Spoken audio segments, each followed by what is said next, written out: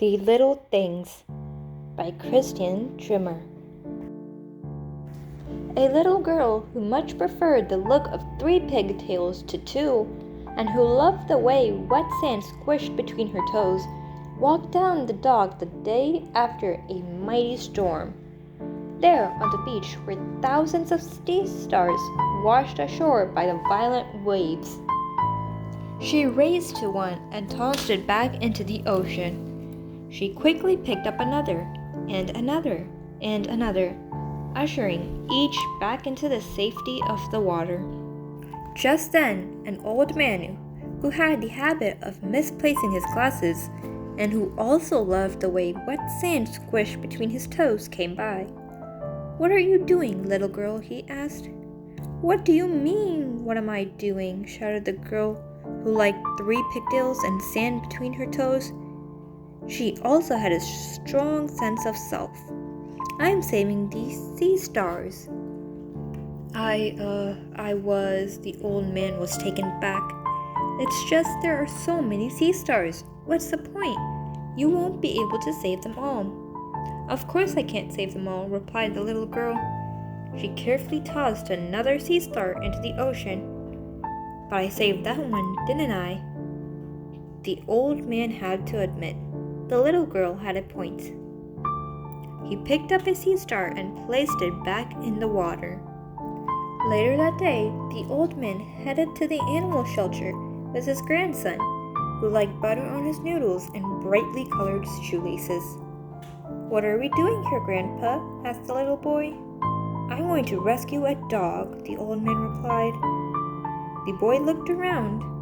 There were many animals who needed rescuing after the storm. "Taking home one dog isn't going to make much of a difference," he said. "That may be so," his grandpa replied, "but it sure will make a difference to this little guy, don't you think?" The little boy had to admit his grandpa had a point. The next day, after a lunch of buttered noodles, the boy headed to his neighbor's house. There lived an elderly lady who had once been a professional dancer and who loved butterflies. "I'm here to clean up your garden," the little boy said to the elderly lady. The storm had torn up her flower beds and tossed garbage all over her yard. "That would be lovely," replied the elderly lady, doing a graceful plie.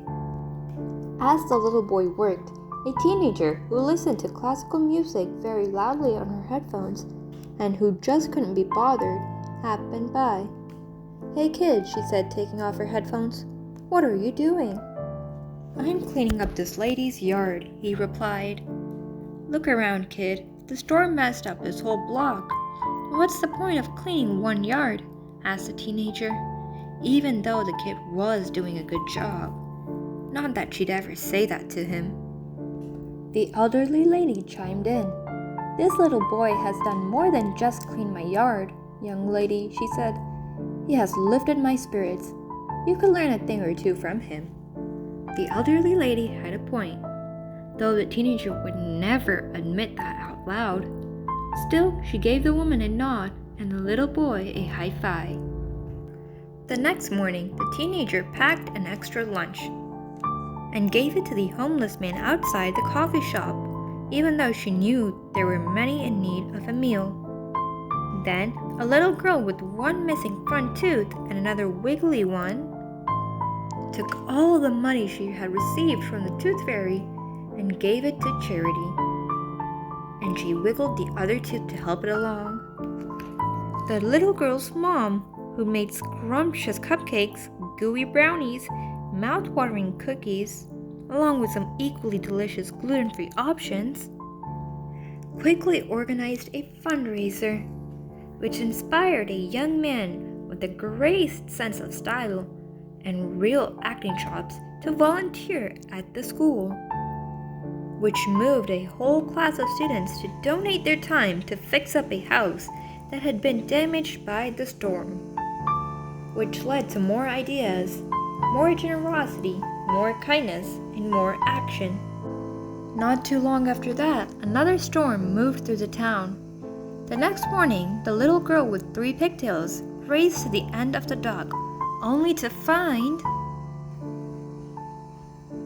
The little girl walked up to the old man and gently tapped him on the shoulder. "Now do you get it?" she asked. The old man did. The end.